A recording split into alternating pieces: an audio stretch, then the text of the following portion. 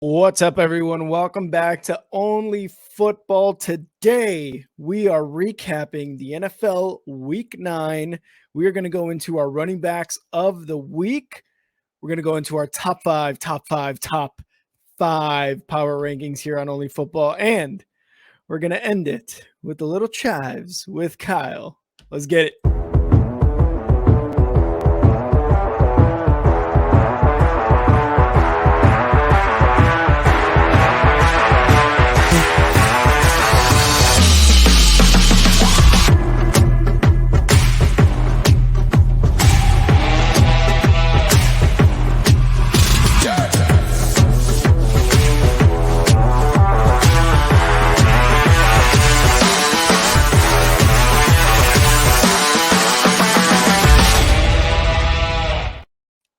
What's going on, y'all? Welcome to the Only Football Podcast. Woo! I'm Kyle, and that is Rick. I'm Rick, that's Kyle. And man, I gotta say, this is for me this week 9. I feel like I learned more after this week than any other week in the NFL so far. Yeah, I would agree, dude. I would 100% agree. Yeah, it starts off a little weird, like you're trying to figure out, the wins, the losses. Are they real? Are they fake? And you get to around this part of the season, and I think we start to kind of know who people are, and some separation takes place. So let's get right into it. The first game that we're going to talk about is the game that took place in Germany. And the Germany. How do you say how are you doing, or what did Mike McDaniel do? Did you hear him? No. Is it like Guten Tag or some shit like that? Yeah, he said like Guten Tag or something. He's like, oh, sorry, I've been in Germany too long. So Miami trying to prove that they can beat a real team. And once again, they fall to the Chiefs. 0-3 now. What's your instant reaction? I know you I don't know if you watched the whole game because of the time zone you're in. Yeah. But I did. So if you need me to, touch on some stuff, I can. But give me your instant reaction. Instant reaction to this game, man, is you kind of said it. Like, could the Dolphins beat a real team? And they have not been able to do that this year. And, they go to Germany. You have the time difference. You have the travel. You got this. You got that. We've seen teams struggle going overseas. And to be honest, I didn't expect this to go as bad as it did, right? 21-14, I believe it was, for the Chiefs, a Chiefs stub here against the Dolphins. The Dolphins kind of struggled all game. Their running game wasn't good. They were 3rd and 12 on third downs. So just unable to extend drives for the Dolphins. And, they clawed back. And especially, the fact that they didn't let up a second half score from the Chiefs. I mean, when you that in itself, I feel like is pretty impressive, but they couldn't do anything with that. They scored twice in the third quarter, but when it came to the fourth quarter, it just, again, those third down conversions they were just unable to do so. So that's really what killed them. And God, what was it? 3 straight incompletions, set up a long down and distance, mental mistakes, botch snap. It's just you got to the fourth quarter for the Miami Dolphins, and it was just like they kind of just fucked it all away, right? And on the other side, the Chiefs, they did just enough. They scored 21 in the first half. Again, scoreless in the second, which is very, very weird for the Chiefs offense in general to just kind of be held scoreless in an entire half. Like, that's really not heard of when you're talking about a Patrick Mahomes-led offense. But the defense, again, we've talked about the Chiefs' defense. Like, they're just so good. Again, they weren't letting the Dolphins' offense, which was also kind of shut down by the Eagles' defense. They weren't letting that Dolphins' offense do anything. Again, we mentioned the third downs, 3rd and 12 on third downs for the Dolphins. So defensively, good job by them, and they scored a touchdown. Brian Cook got a fumble, 6. So the Chiefs defense is really where you kind of want to set all this praise for the Chiefs as a whole. The offense, they scored, but to get shut out in the second half, that's just not good. But the Chiefs escape with a win here against the Dolphins. Yeah, it's a little uncharacteristic too to think the Chiefs. And you know what? As a Broncos fan, I hate it because we just cut out the Chiefs, and we were looking really awesome. But no, I mean, I really do expect Miami to be able to turn around their defense, and I thought the Dolphins and the Bengals are the two teams that could have a top 5 defense and offense. And there's this thing Brandon Perna has. He calls it a Big Dick Patron Award. Nice. Well, I'm gonna give my Big Dick Play award out here. Oh yeah, and it's got to be, I believe it was Ladarius. Who was it? The pitch on the fumble recovery to close out the first half. Oh, okay. It was insane. So he hit him, and then he fumbled the ball. He picked up the ball, and he's being tackled to the ground. So he pitches the ball to a Chief behind him, and he runs back for 75 yards. And I was so pumped up, dude. That is my favorite play in the NFL. Whenever somebody pitches it, and you know, all the coaches are always like, never pitch it, and you know that they're risking it every time they do it. And man, I would just to see it turn into a touchdown too. That was one of the coolest plays I've seen. That's definitely going to be a highlight play of the 2023 season. Definitely. But yeah, man, I think for Miami, they got to just kind of approach this like Dallas. They're kind of getting into that same kind of territory where your season's not over. It's just one game.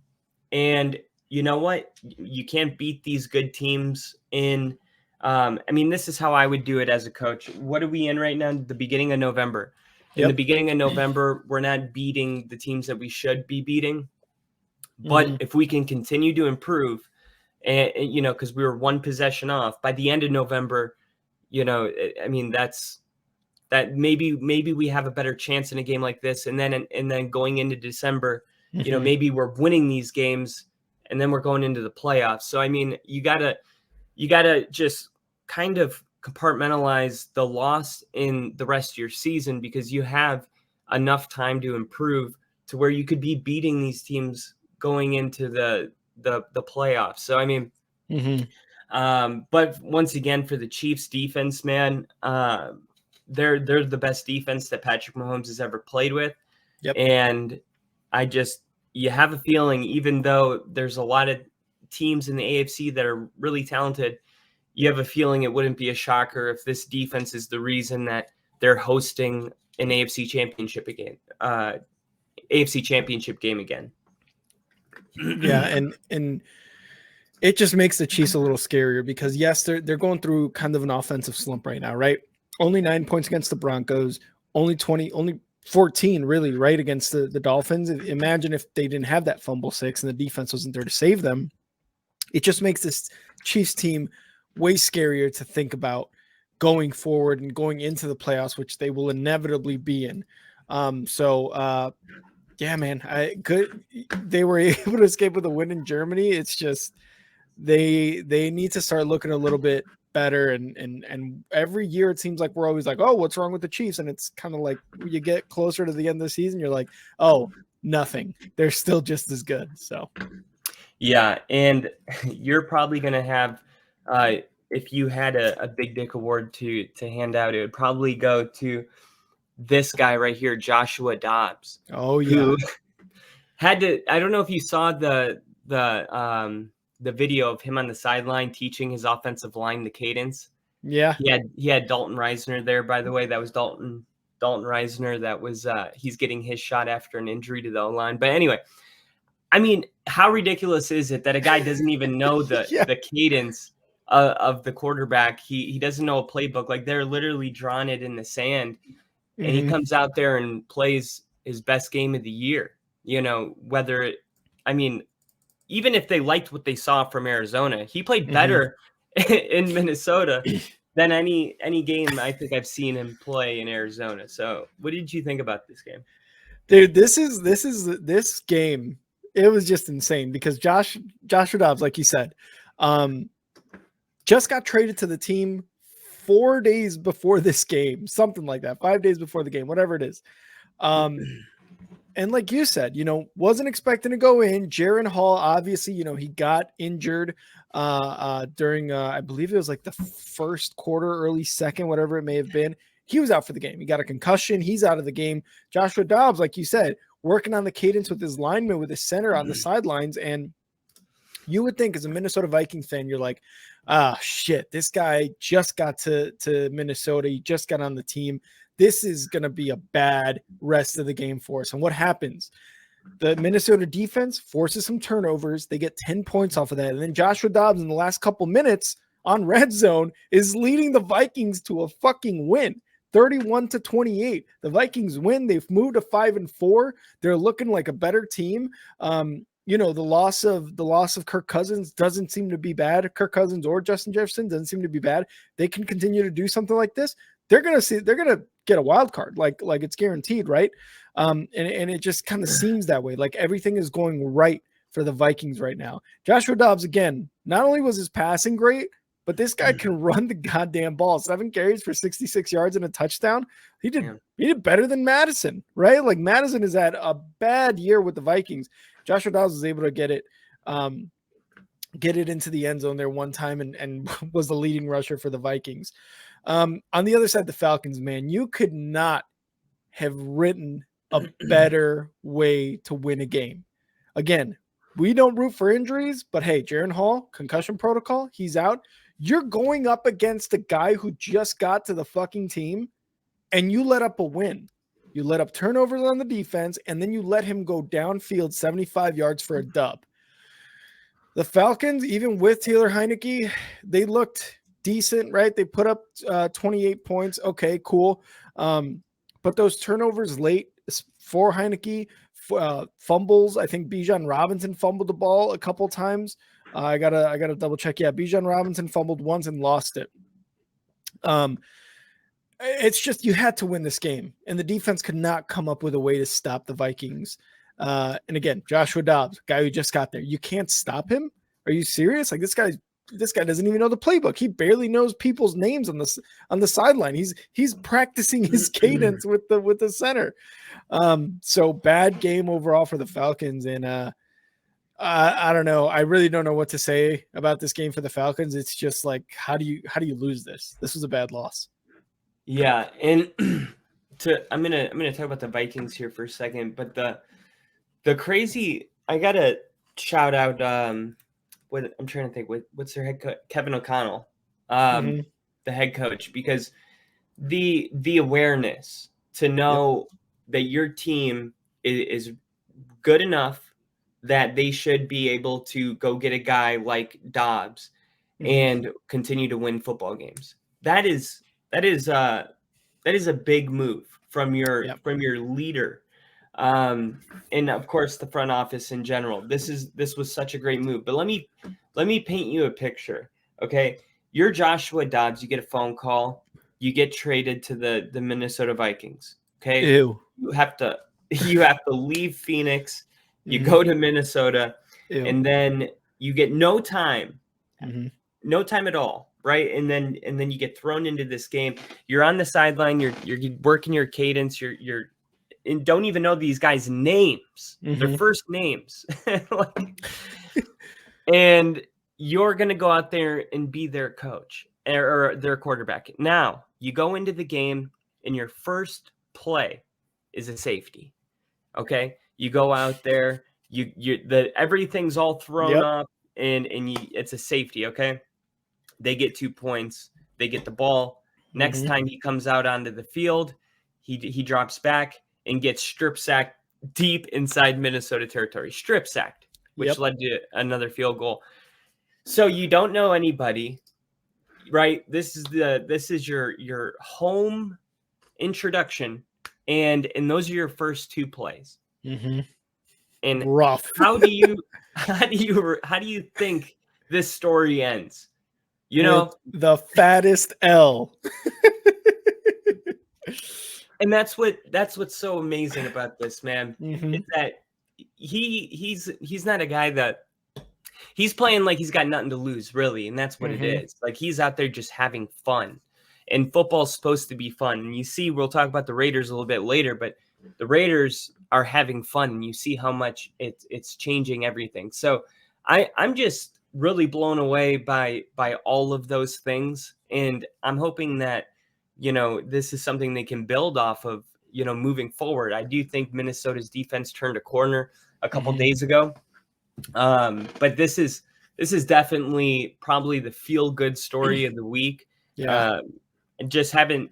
I guess Baker Mayfield would be kind of comparable, but even Baker, he had been in the league longer, you know what I mean, than Dobbs. Yeah. So I thought that this was such a good story, feel good story, and that's all I got on that game.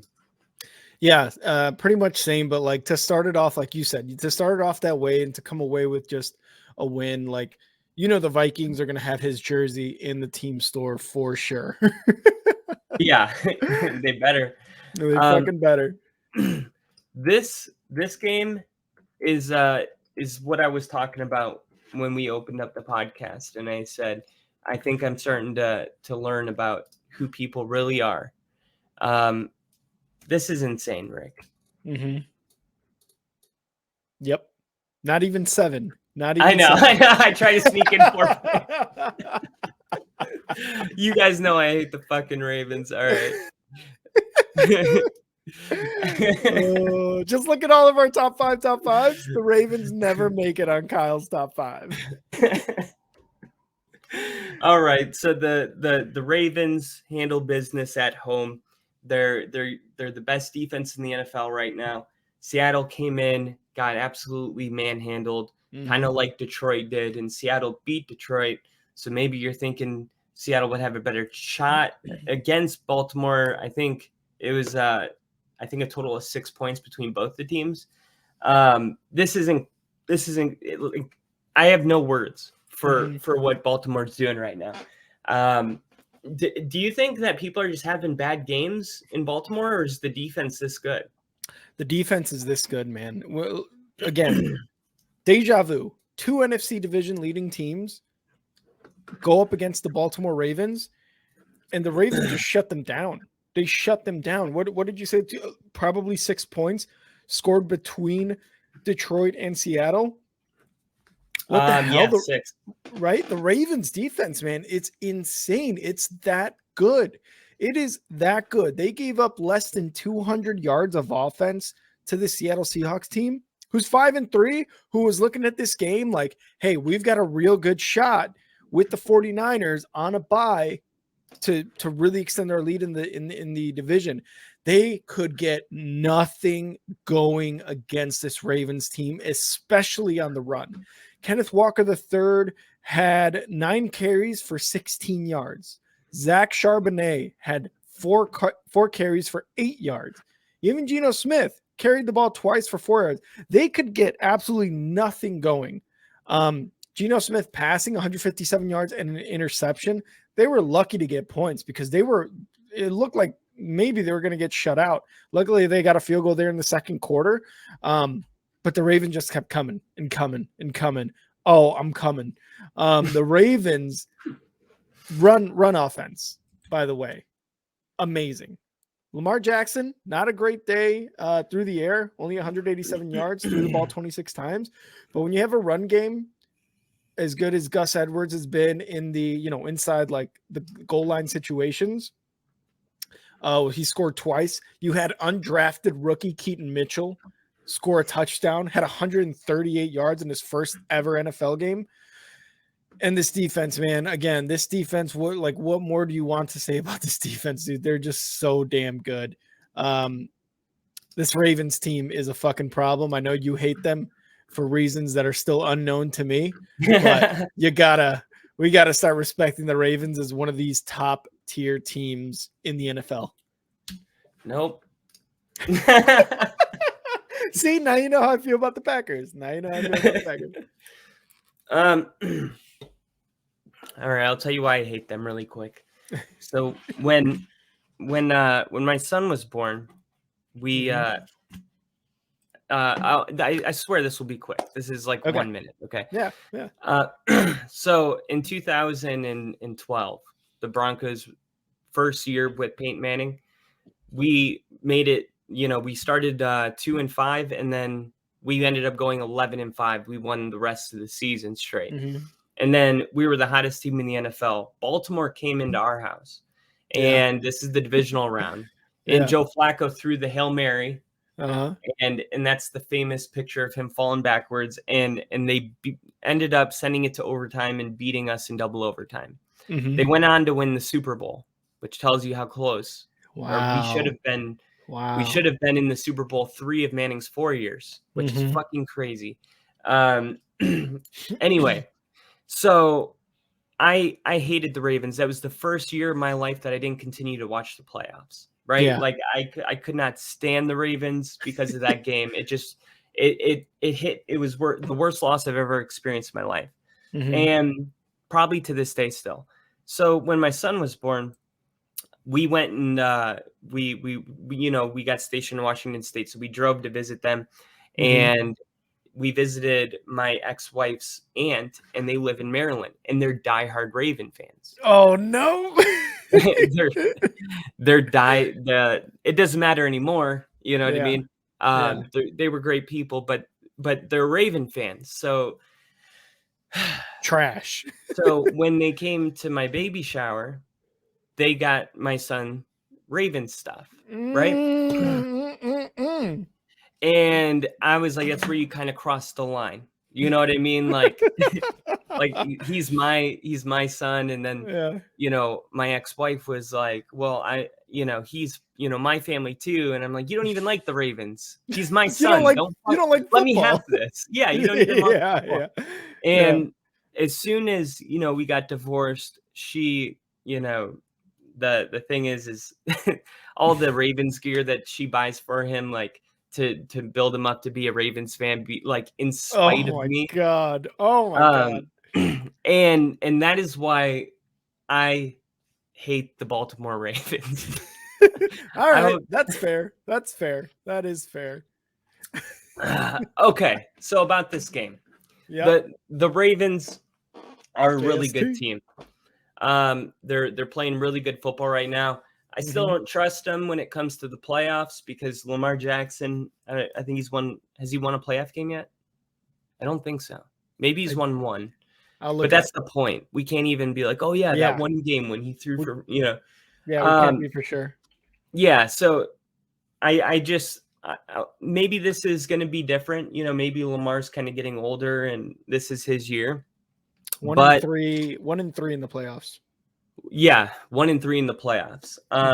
This defense seems to be maybe one of the best defenses that the Ravens have had in some time. They've had a top 10 defense for the last like 5 years straight, but this is a really good defense, it seems like. So I think the Ravens definitely earn their spot in the top 5, but that doesn't mean that come playoff time it's going to matter. And unless they can prove that they're totally a different team. And Lamar has to stay healthy as well, which is something, knock on wood, that he's been able to do this whole time. But I feel very much the same about the Seahawks, by the way. Like, I think the Seahawks could be, definitely a playoff team, make it into the playoffs, division leader, all that. That doesn't mean I think that they're going to find a way to come out of the NFC. So the Ravens are a little, I'll rank them a little higher than the Seahawks, but still there's a little bit of, I don't feel the way I feel about the Bengals, about the Ravens, if that makes sense. And they're in the same division. So, so yeah, it's a great win though. The Ravens are beating the teams that they have to, and they're smoking them right now. Yeah. And I have to disagree because look, the Bengals have been doing great, but I feel that way about the Ravens probably a little bit more than the Bengals, but that's not to say that the Bengals aren't doing really well so far. Since Burrow has really gotten healthier, but credit to the run game, man. Like, Lamar Jackson really hasn't had to pass the ball that much, which, can be a good and a bad thing depending on the way you want to look at it.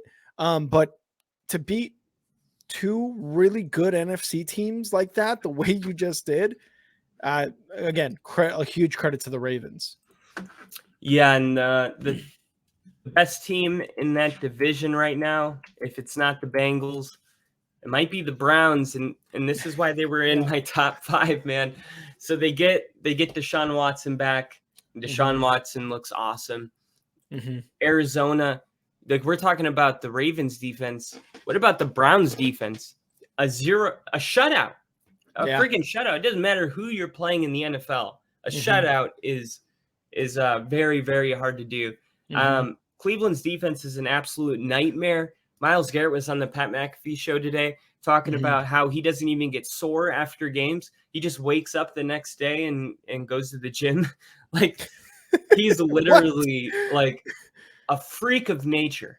Yeah. And he's the leader of that defense. And the Browns, if Deshaun Watson is healthy and back in the mix, they got something to say about this whole division, I think. Yeah.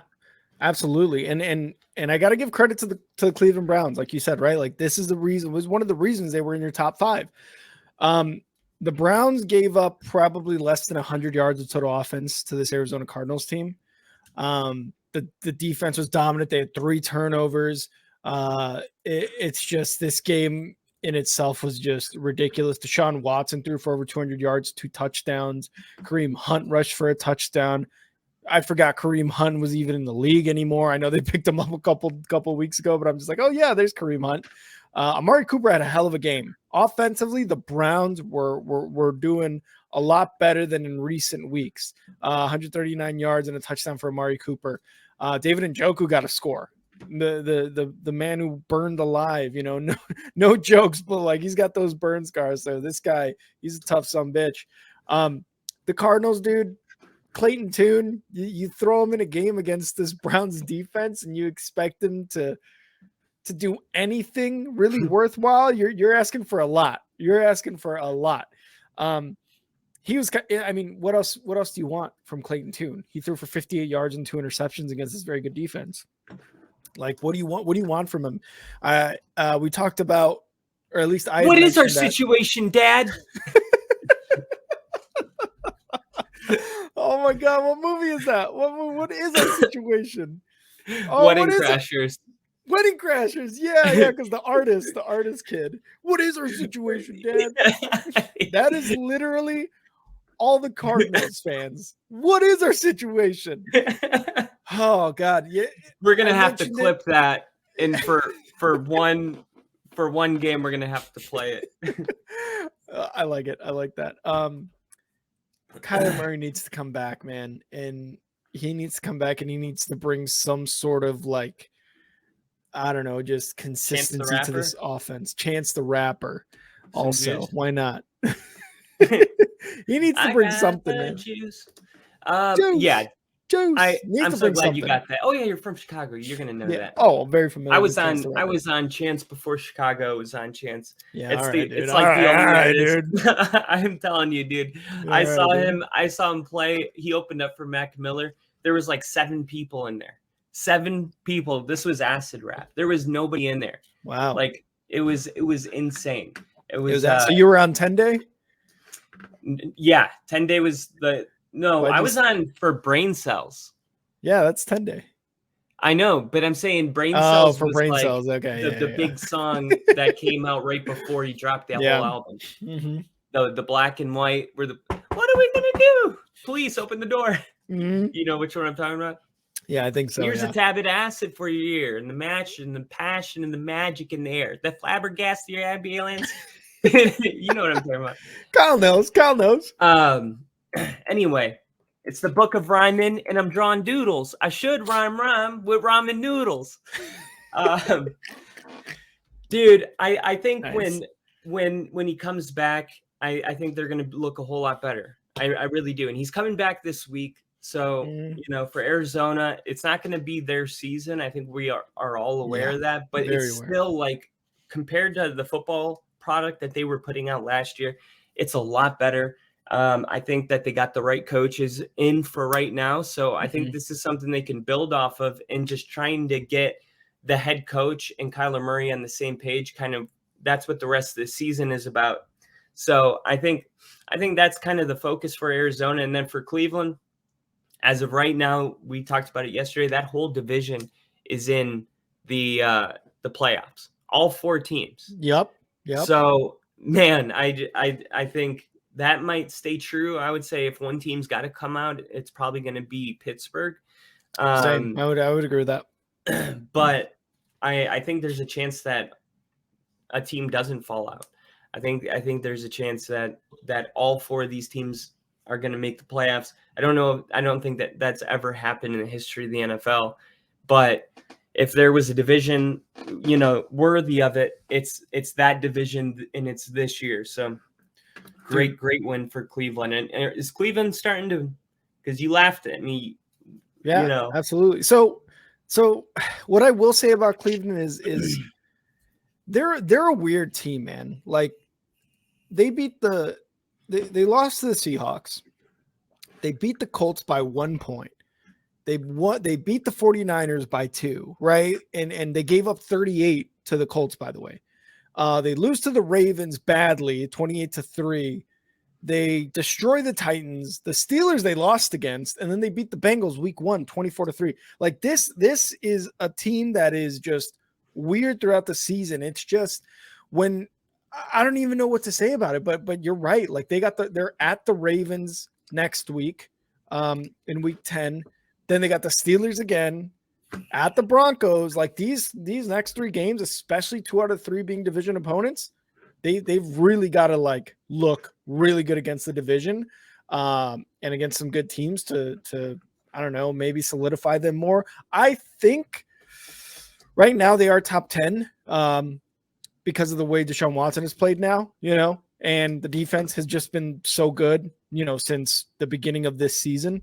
But it's just they're such a weird team, man. They are a weird team. It's like they've been beaten and they've beaten some good teams. So I just don't know where to place them right now. They're getting up there though. They are getting up there. Yeah, and the one thing I'll say for the Cardinals, Budda Baker had a good game. He had a crucial tackle on David Njoku that saved a touchdown. He finished with team high 10 tackles. He's been a consistent force in Arizona's defense since he came back and on his new contract. So I think that was smart. You got to, if you're going to do a rebuild, you got to have a piece. You know what I mean? You got to have a big chess piece that you can move around. Like that's why I was always saying if Denver wants to rebuild, which I don't think we have to, but if they're going to, Patrick Surtain has to be a piece that stays, and every defense should have one. That's why the Bears, as much as you might think, oh my God, instead of paying a bunch of money to one guy, why don't we pay a bunch of dudes? And it's like, I think the Bears just needed that piece to build around, and that was Montez Sweat. And every defense really does need that piece. Chris Jones for the Chiefs, they lost the first game without him. The entire defense for the Eagles. Entire defense across the board. But yeah, man, that was a good showing for the Cleveland Browns, and next week they're playing the Ravens. So if Cleveland can go into Baltimore and win that game, we know that that's not a fugazi, because they just demolished the last 2 opponents that came into Baltimore. So okay. Your favorite team in the NFL. The team that you cheer for to win more than any other team in the league. By the way, I hate you. This was a terrible game. Terrible. Yeah. I can't believe that I even was able to sit through it. I watched the elapsed version, whatever the last 45 minutes, the whole game played. And dude, down and dirty. It was rough. I don't know how anybody could have watched this in real football speed, because this was really, really rough. I mean, there was so many turnovers and penalties, and just, God, it was such a gross game to watch. The Packers end up winning, but it was, I mean, they were playing Brett Rippon, who is the Broncos' backup quarterback. I know him well. He came in last year and played for us. He's actually the reason we didn't break the Chiefs streak. Russell Wilson had like a 14-point lead on the Chiefs, and then he got a concussion protocol thing. And I don't do this to say, no, it was a bad concussion. Like he fucking needed to come out. But it was him that came in and we just started losing. So it was, I knew who he was. You know what I mean? I didn't think that he was going to be able to go into Lambeau and win. Yeah. And it doesn't mean that the Packers are good. It just means that the Rams didn't have a good quarterback, you know, and that's kind of how I look at this game.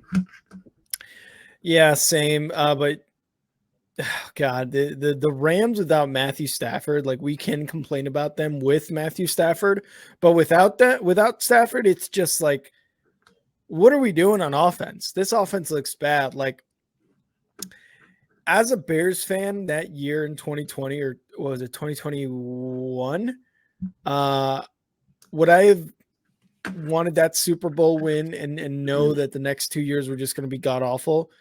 I would probably still say yes, because I'd be wearing all the Super Bowl gear. The Rams are definitely living that right now. They gave up all their picks. You know, they have to, you know, they have a bunch of like huge contracts they have to pay out.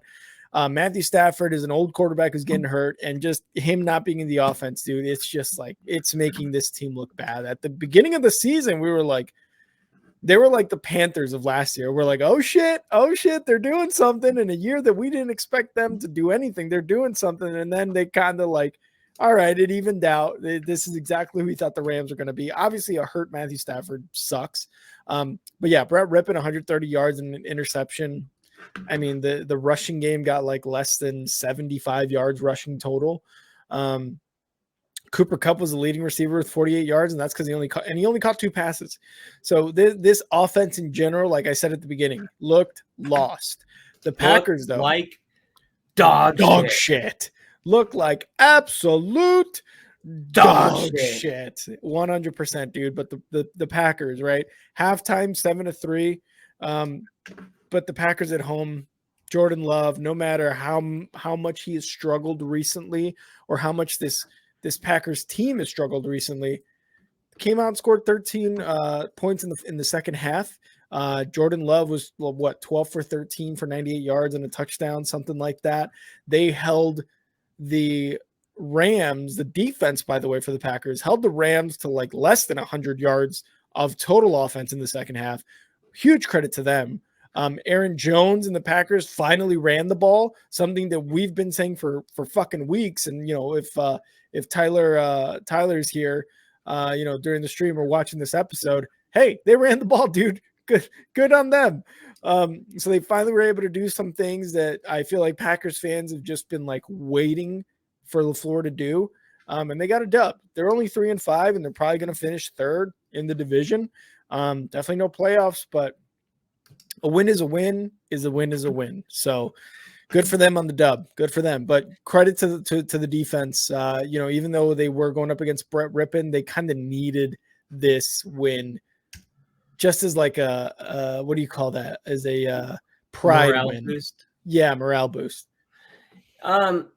Yeah, and I'll say this, and this is directed towards Tom Grassi here. When the season first, the schedule was released, I think Grassi had a leak that was like 2 hours before the NFL for the Packers. So he went through and did wins and losses. And I was like, he is so high. He was going through games like win. That one might be a loss. Win. Like I'm not he was like, I'm not being unrealistic. Like we probably lose to the Chiefs. And I'm like, no. That's not it. You thinking that you're just gonna roll into Denver and pick up these easy dubs and all these other, like he was like, I think like 7 was their floor and like 10, 11 was the ceiling. The ceiling, yeah. And I'm like, no way, man. Dude, no way. A lot of people had the Packers winning the division too. I don't know how. I don't know either. It's like I could understand like the ceiling being like 7 or 8. Sure.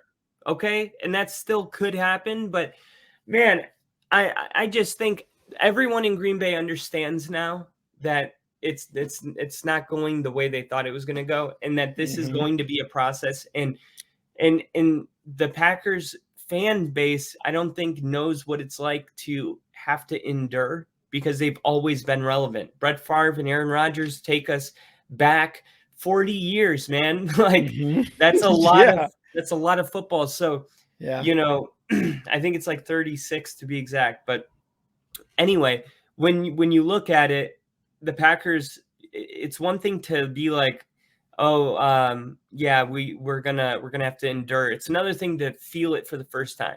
It sucks, right? Yeah. It sucks, and it's a long road sometimes.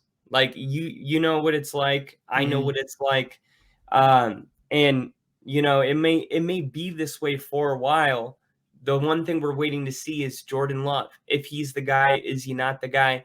Because just tearing it down and building it back up, like I'm going to ask you this now at this point in the season, like, do you think that if Love's making improvements, that you roll with him next week in a draft with a lot of quarterbacks coming out of it, or do you draft and have a competition type deal? Man, this is such a tough one for the Packers, because you have a much better quarterback class going into, you know, next year. But I don't know if they're going to get one of those top tier guys. I don't know where the Packers are right now in terms of draft picks. I know it's like Arizona, the Bears, the Panthers, which is the Bears, and a couple other teams. I mean, with 3 wins, the Packers definitely have to be up there. And I think the Rams are too, as well as the Giants, right? Like these are some bad teams that we're talking about here. So I don't know if they'll get an opportunity to get one of these like top tier quarterbacks, but man, it depends how he ends the season. It really does. A lot of Packers fans have complained about him and his play. But you know, when he has an entire second half the way he does, and I mean, he did have a couple turnovers, fumbles and interceptions, whatever. It's just actually no interceptions, just fumbles. But I don't know, man. You really have to. This is the hard part, because we as fans, and you know, Packers fans too, get another quarterback, get one of these guys, get a Caleb Williams, get a Drake May, get this guy. Like, we're very much reactive type of people when it comes to our sports teams. But I think, you know, the Packers organization as a whole is going to evaluate his entire season and think, okay, can we go into next year with Jordan Love as our quarterback? Like, can we be 100% sure of this? Can we sell this to the fans? You know, you're going to look at some games where you're like, yeah, Jordan Love looked good there. It's just maybe the play calling, I feel like, is what's really hindering them right now and making them look pretty bad. All right, I'll put this here, and then we'll move off here with Aaron Jones's touchdown in the first half. He passed Pro Football Hall of Famer Paul Hornung. What's up? Hornung and Donald Driver for 7th most scrimmage touchdowns in franchise history. Wow. So Aaron Jones cementing himself. You know who he trails? He trails 2 Packers. I definitely know one of them. I grew up with this one. You probably know him too. It was a running back for the Packers in the early 2000s. Who? Ahman Green. Ahmad Green. Yeah, I remember him. Oh, and yeah. Jim Taylor. Mm-hmm. Those are the only 2 that he trails. Our next game is going to be a really fun one to talk about, because I think both of these teams outplayed the expectations that are on them. The Tampa Bay Bucs 37, Houston Texans 39. Houston, with CJ Stroud, they got their quarterback. They found their guy for the long term. I just don't understand how, if you have 2 quarterbacks, okay, and you feel similar about the 2, but one of them is an NFL prototype, and the other one is Bryce Young, how Bryce Young actually got picked first, and everyone could be like, oh, you're just saying that hindsight 2020. No, like I legitimately felt this way when he's drafted. Like CJ Stroud should definitely be the first quarterback taken. And I think Bear fans, man, they got to be feeling good about Justin Fields because they're like, you know what, Ohio State quarterback, all that nonsense. You know what I mean? CJ Stroud's having a ton of success. They might even be a little envious, like, hey, what the hell? Like we got Justin Fields, and he's in year 3. Yeah, and you put this rookie out there, and he's throwing for 5,000 yards. Like, but I think it just has to do with the team and the environment he's in. But definitely, I want to hear your thoughts on all of that.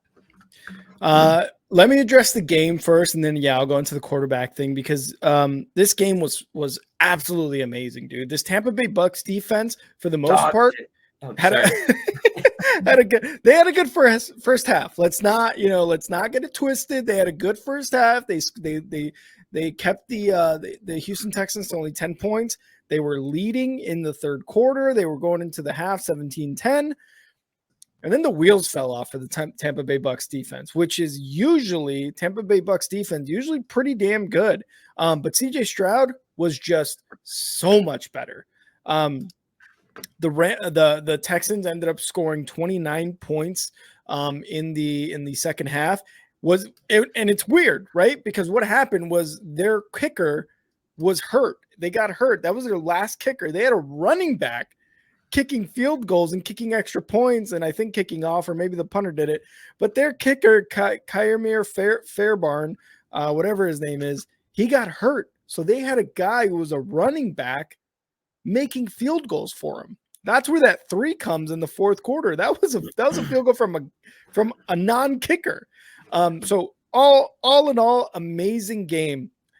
The Bucs, with 40 seconds left, score a touchdown. I think it was to Otan there in the back of the end zone. You thought, oh man, Baker Mayfield had another great game, and credit to him because he had 265 yards and 2 touchdowns, and that fourth quarter drive to get in the lead 37-32, something like that. So you're like, holy shit, but there's 40 seconds left. And in my mind, I was like, okay, it is CJ Stroud. It's a rookie quarterback. But they've been doing really well, and maybe CJ Stroud can be this guy. And what happened? They went all the way downfield, and with 6 seconds left, he threw a touchdown to get the lead and to get the dub. 470 yards, 5 passing touchdowns. Dude, this guy, CJ Stroud, is an absolute monster. To kind of go back to your quarterback question, the Ohio State thing, and the whole Bryce Young thing, I still think it's a little too early to tell, right? But this kind of goes to a conversation that we had, I believe, over the off season, or maybe towards the end of the season. I forget what it was last year in season 1 of Only Football. The quarterback is making these guys look good. CJ Stroud is making his receivers, his tight ends, his running backs look good. Dalton Schultz, by the way, former Cowboy, could not get it going with this team. He's scoring touchdowns with the Texans. And CJ Stroud loves him. CJ Stroud's making Nico Collins, Noah Brown look good. Nico Collins, yeah. Oh, yeah. Tank Dell. Like I said, Dalton Schultz had 130 yards and a touchdown on Sunday. Dude, CJ Stroud is the truth. Bryce Young having a bit of a tougher time. And obviously we're all going to have our doubts about him and Stroud and a Richardson with the Colts. Just like every GM does. Every GM tries to look at the good and the bad. As far as the Bears with that, man, you kind of are looking at that. And again, hindsight is 2020. Would the Bears have picked CJ Stroud? Who knows? Would they have picked Bryce Young? Who knows? But again, hindsight is 2020. The Ohio State quarterback thing, it looks like it's coming to an end. Justin Fields is an athlete. He got hurt. He's in a kind of a shit system right now with the Bears, but the Bears in general are a shit system. So I think CJ Stroud has the much better opportunity and the brighter future, I would say, to kind of put that whole Ohio State quarterbacks don't do well in the NFL thing to bed. Yeah, and real quick, while we're talking about quarterbacks, I wanted to mention one thing. Bright Rippon had that terrible game. Mm-hmm. He was waived today, and they did sign Carson Wentz. Yeah. So I did see that. Yeah. Carson Wentz will be the quarterback moving forward. Okay, on to this game. And I'm just going to put this right here. And this is probably the boldest thing I'm going to say today. Oh, fuck yeah. This is the turning point for the Houston Texans. This is the game that changes the next 10 years. And when you look at the Texans, they had Deshaun Watson. I remember Watson came in and he won his first start, and that proved to be the turning point. There's a moment where you get your guy, and you know it's your guy, and everything changes. You can deal with everything around, but you need your quarterback and you need your head coach. The Texans have their quarterback and they got their head coach, so they're going to be competing with Jacksonville in this division moving forward. It's not going to be like the way it was when Peyton Manning was on the Colts and they just ran away every year. This is going to be more like the AFC North, where you got the Ravens with Lamar Jackson and you got Joe Burrow, and that's going to be like Trevor Lawrence and CJ Stroud. Like we have never had this many great quarterbacks in the NFL. We are really lucky. As much as we said yesterday, oh, don't you miss all those guys, Big Ben? And we have better quarterbacks than ever. Better athletes than ever. You think Eli Manning is, like, come on. So you get what I'm saying. Yeah. So yeah, I just wanted to bring that up, and yeah, big win for the Texans. I think even though it was a loss, maybe something that even the Bucs can build off of moving forward. I mean, they put up a lot of points. The fact that it took that kind of performance, but I just, the highlight here is CJ Stroud, and it's that the Texans are going to be a winning record football team for the next 10 years. That's what I learned from this game. And I don't think I don't think there's anyone listening to that statement that you just made and being like, geez, fucking insane, because man, things like this, little things like this, when they happen to teams that have been shit, this can be a turning point. They got their quarterback, they got their head coach, they got weapons, they got 2-year, second-year running backs and wide receivers, rookie wide receivers. They're on the right track. As far as the Bucs, man. Oh man, Baker Mayfield wanted this one. He wanted this win so bad, and credit to him for being able to lead that team down to a very short-lived lead there in the fourth quarter. Because he did very well. And Rachaad White had a very good game. I think 119 total yards with receiving and rushing. So the Bucs have some good weapons there. Baker Mayfield may not be their quarterback next year, depending on situations, whatever happens. But Rachaad White and a couple of the other guys there are, they're going to be kind of those building blocks for the Bucs. For sure. And our next game was one of the games that I didn't want to touch out of a lot of them. The Washington Commanders, New England Patriots. Gross. It just looks like throw up. It looks like, what did I eat last night? God.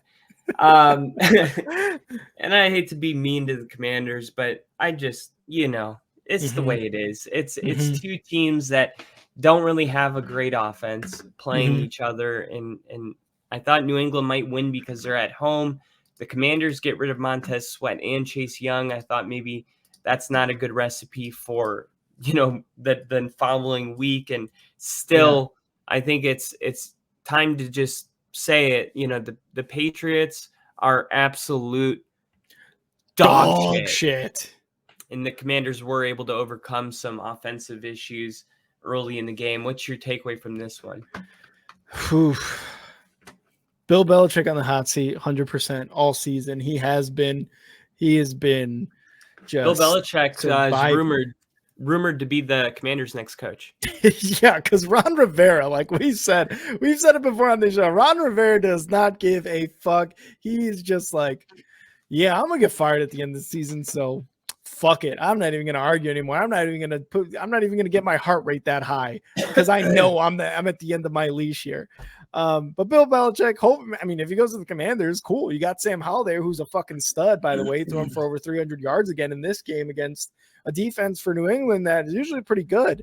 He did throw a bad interception, but throwing over 300 plus yards, throwing the ball 45 times, throwing for a touchdown, and even rushing for 27 yards. Like, he did really well. There's only, I think, the first time in his career he has gone back-to-back 300 plus yards passing. And look what he's doing when he's got time. The offensive line, we've been critiquing this offensive line for the Washington Commanders week after week after week. He got sacked like 7 times one week, but threw the ball still like 50 plus times. Like, he was back there to pass, kept getting sacked, kept getting pressured, couldn't get anything going in the offense.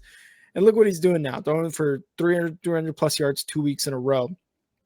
Terry McLaurin, 73 yards. Jahan Dotson had another touchdown. I think his second or third of the year. This offense for the Washington Commanders is doing really well. And the defense, after trading away like Montez Sweat, Chase Young, they did really well in the second half. The last 5 possessions the Patriots had, punt, interception. They held him to 1-7 on third downs. The defense did really well. And it kind of goes to what you were saying with what Denver was going through with Randy Gregory, right? Hey, next man up, these young guys, they want to play and they want to make their mark on the game and on the team because they want to get paid too. And they want to be on an NFL roster for an entire career. So good on them to step up there. As far as the Patriots, oh God, so bad. Still just the worst football being played right now. And that's that I'm a Bears fan. Mac Jones threw an interception there late, and basically that's what sealed their loss. Mac Jones could get 0 going on the offense. I'm not sure what they're trying to do. Ramondre Stevenson was really the only saving grace with 87 yards and a touchdown rushing. Hunter Henry caught a touchdown. Like, it looked like a decent game was about to happen, and then the Patriots just got basically shut out in the second half. They scored a field goal, and that's it.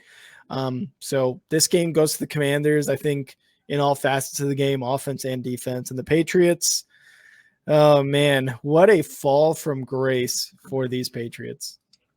Yeah, it's the circle of or the circle. It's the circle of life. Bill Belichick was 2-7 his first season with the team. His closest year to not being on the team. Yeah. And now in his last year, he's 2-7. It's a complete rough 360. Yeah. And that's how it goes sometimes. And look, it's not like Bill Belichick's a bad coach because of this. No. People might say that, but remember, as much as everyone's like, oh, that was Tom Brady, blah, blah, blah. Okay. Andy Reid got like kicked out of Philly the same way Bill Belichick's getting kicked out of New England. Okay. Mm-hmm. And it wasn't Alex Smith was a really good quarterback, but it wasn't until Mahomes came around that people are like, oh, Andy Reid's the GOAT. You know what I mean? Like, we always knew he was a great play caller and he was good offensively, but there are plenty of people that are great offensive minds that aren't in the NFL. Like the guy that after they fired Andy Reid, the head Chip Kelly, people like that.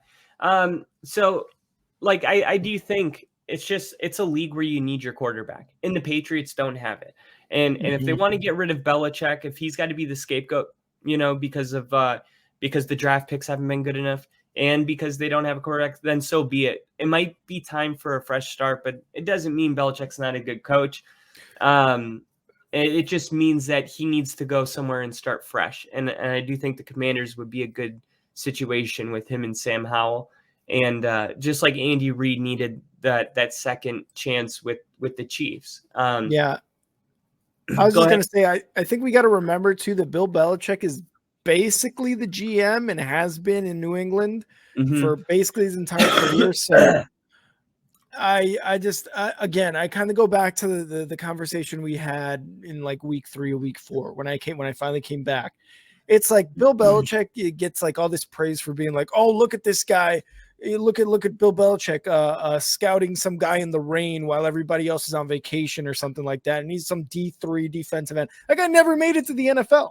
You know what I mean? Like, you're looking back, yeah, it's kind of cool for him to be like, this guy might make it. And you're like, oh shit, he knows something other people don't. And then you see what happens. It's like, he basically picked Mac Jones. He's looking at guys in the rain that are from D2, D3, and you're just like, oh, yeah, no, he's kind of bad.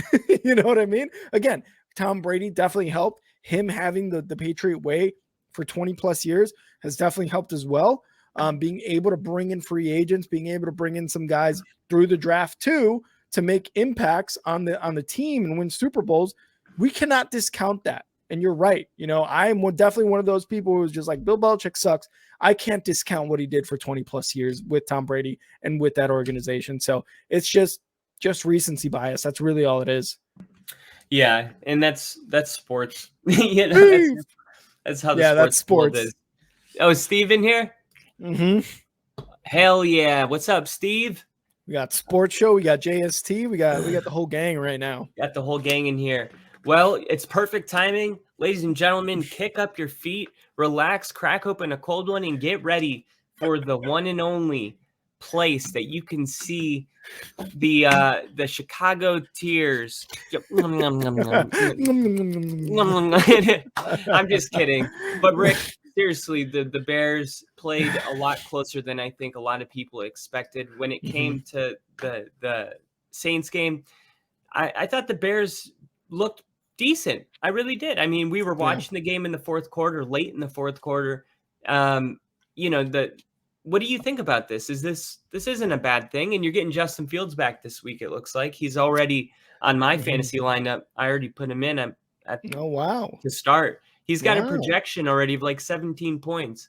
They only do that if it's like he's probably going to play. Yeah.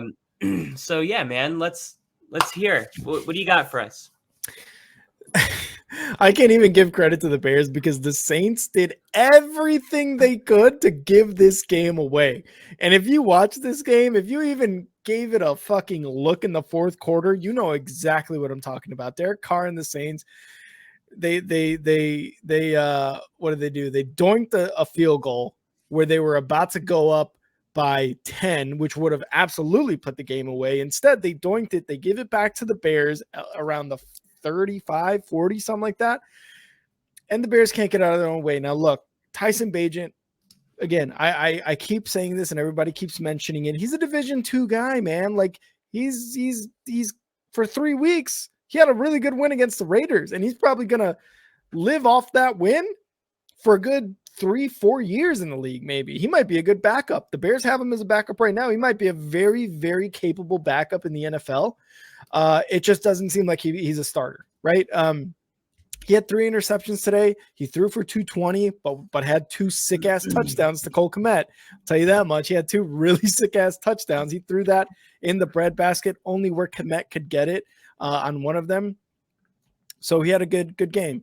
Deontay Foreman had a good game, 83 rushing, and then Tyson Bagent second in rushing with 70 yards. So he's got some wheels to him. Darnell Mooney had a good game. Cole Kmet again had a good game. DJ Moore, not too bad. 44 yards, but he did have that fumble. The Saints, though, had a much better game. Derek Carr threw for 2 touchdowns. Taysom Hill threw for a touchdown. Like, that's how you know this is the kind of shit. I picked him up off waivers. Yeah. Just plug and play. And I'm like, dude, he's a tight end 1. Yeah. It's like, what are you guys doing, man? Yeah. Right? Like, I literally, and just for a little backstory, I had to put out in our fantasy group chat, like, hey guys, I need some trade offers. I literally can't have this much talent on my, like I have DeAndre Swift and David Montgomery on my bench. Like, somebody field a trade. Fuck. I'll give you an IR ridden Darren Waller for DeAndre Swift right now. and I don't need another fucking tight end. I have He's on the Taysom Hill IR. and It Sam doesn't Laporta. matter. Oh, good. But this, the Bears got Montez Sweat. He was able to get something, going here in this game, but kind of like you put there, Derek Carr was not sacked. There's zero pressure from this defensive line for the Bears. Still, Montez Sweat, for the most part, probably going to be an impact player. And like you said, Kyle, they signed him to a 4-year extension, about $100 million or so. So good job by Poles. Obviously, when he said, oh, yeah, I'm still looking at all my options. Yeah, that makes sense for some guy who just got to fucking Chicago. But no pressure on the line. Derek Carr, Chris Olave caught a touchdown. Like Juwan Johnson caught a touchdown. Taysom Hill caught a touchdown. He threw for one and caught one, Taysom Hill. So this team just overall was better in the second half than the Bears. The Bears only managed 3 points. But I feel like, and this kind of goes for the last 2 games, even that game against the Vikings where Fields got hurt. Fields was in there, man. I feel like we may have had a better chance at winning this game because, like I said, the New Orleans Saints hung on by the skin of their teeth, man. And they're leading their division right now. And that division is just such ass that's why they're leading it. Because, again, you put in even an NFL average quarterback on the Bears would have their 3rd win, and the New Orleans Saints would be 4-5 right now. Yeah. And we will have Bears Panthers right on Thursday. So unfortunately. So we'll get a chance to see that. I'll be invested. I got Justin Fields starting in this game. So I mean, this is gonna be really good. And Steve here, miss you guys yesterday visiting my brother. We'll probably miss Thursday night doing the same, but for sure we'll be there to show support on Sunday for you. Yeah, always thanks, appreciate it, Steve. Tell your brother what's up. And what's up? Yeah, I think this is kind of what you said, man. All of what you said. The Saints are going to win their division probably because it's just not a good division. It's winnable. We'll see how the Bucs bounce back. But in his first debut, a lot of people wondering how did Montez Sweat do? He did pretty well, I would say, and you kind of agreed with that. In his Bears debut, Montez Sweat generated a team-high 4 pressures and 25 pass rushes, generating a 16% pressure rate and a 2.73 second average time to pressure. There we go. There you go. You got your piece that you can build around. I'm saying I'm going to make a bold prediction right now, and here we go. Montez Sweat in his second game is going to get at least 2 sacks. Oh, I like that. It is against the Panthers, so I mean, I still love it. Hopefully he does, and hopefully we're gonna be streaming the game, obviously, and it's gonna be fucking exciting. Is it gonna be a home game for the Bears? Actually, I believe they are. I'll double check this real quick. I believe they are in Carolina. Okay. Nope, they're in Chicago. You're correct. They're in Chicago. Yep. So it's going to be a good feeling when he gets those sacks and Chicago's just going crazy. Yep. And it's like, yep, you got yourself your guy. And then we talked about Taysom Hill. He led the Saints with 52 rush yards and accounted for 2 touchdowns, 1 passing, 1 receiving, like you mentioned. Man, the Taysom Hill, it's not a fluke anymore. Like, what they're doing is that when they get into the red zone, they have a whole package where Taysom Hill comes in. I mean, I was watching that game. I was sick, but I was trying to keep up with it. I mean, there was a time where they ran it and they stuffed Taysom Hill, and then he lined up at the slot and caught it on the next play. Like they're like, we're going to get him the ball no matter what. He's either going to throw it, run it, or catch it. You know what I mean? Like he's literally like, they're using him like the Gators used Tim Tebow as a freshman. Like this is really, really interesting from the Saints. And I think you're going to see this moving forward.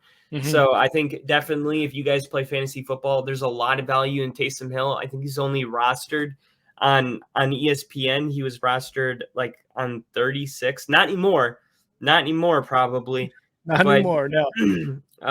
Let's see. I'm going to click it right here. It'll tell me 39% of rosters. which is crazy because although he's averaging only 10 points a game, in his last 3, he's had 22, 20, and 17, 16.8. Pretty good. So, yeah, I think the Saints got something that they can kind of build on. And I think the Bears got something they can build on. And I think they get the win, against the Panthers as well. Yeah, I think that is definitely a must win against the Panthers because with Justin Fields as your quarterback, the Bears have probably a better shot to win games the rest of the way this season than the Panthers do. So you definitely, I've been saying this entire season, you definitely want the Panthers to have a terrible, terrible season. So you got to win this one to get a better pick. For sure. And our next game takes us to Carolina, and the Indianapolis Colts were able to get a win over the Carolina Panthers. I'm sure Colts, Ginger.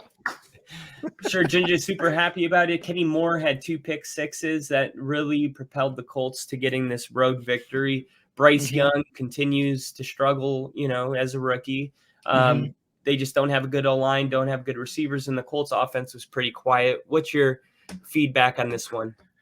Wow, this game was kind of insane, man. Both teams, both teams' defenses had very, very good games. Again, you mentioned Moore had 2 pick sixes. And we were when we were streaming on Sunday, I was like, holy shit, they just had another one. Like, it was an exciting time to be a Colts fan. I'm sure Ginger loved that game. If he was able to watch. And then the defense on the Carolina Panthers side, they gave up just under 200 yards offensively to the Colts. Dude, like, what the fuck? I know. Like, isn't this kind of like weird? Like Gardner Minshew threw for 127 yards. Jonathan Taylor didn't even have 50 yards rushing. Like, what is up with this game?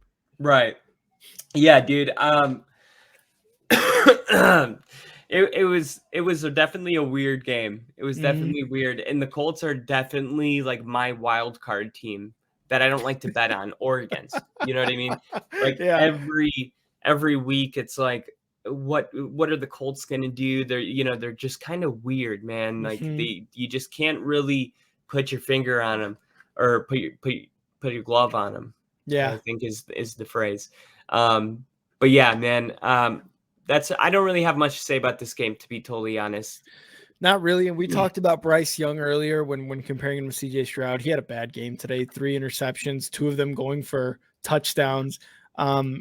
Not much you can do there as a 5-3 quarterback.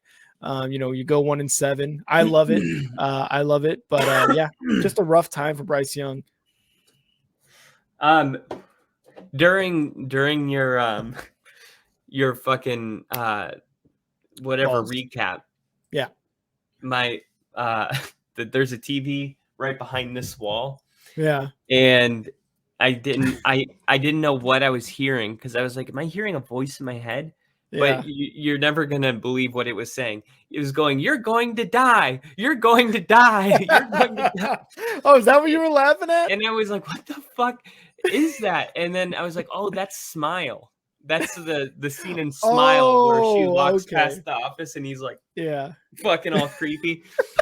And I'm like just sitting here trying to be fucking normal, and I just focused on football. Yeah, I know. You're going to die. You're going to die. Okay. Our next game, I got a lot to talk about. This is Antonio Pierce is his name. Bill, cover your ears. Bill, cover your ears. He's the Raiders head coach. Actually, Max Crosby was on the Pat McAfee show today talking about what it's been like, and how the locker room, they were smoking cigars. They had, Al, what's his name again? The owner, Mark Al, what the? Mark, I know who you're talking about. Yeah. Yeah. Okay. Crazy bad haircut. Yep. So they had him in the locker room, man, and they're having cigars, they're celebrating Mark Davis. It just like looked like there was so much life, and then you see Antonio Pierce come out, Coach Pierce. I don't know, Coach. They're Yep. calling him AP. He Yep. came out there and he was like, you know what this means? I'll see you motherfuckers on Tuesday. And they all went crazy because obviously that means the way they're running shit is if you win on Sunday, you don't come into work until Tuesday, which is pretty cool, right? To get all of Monday off.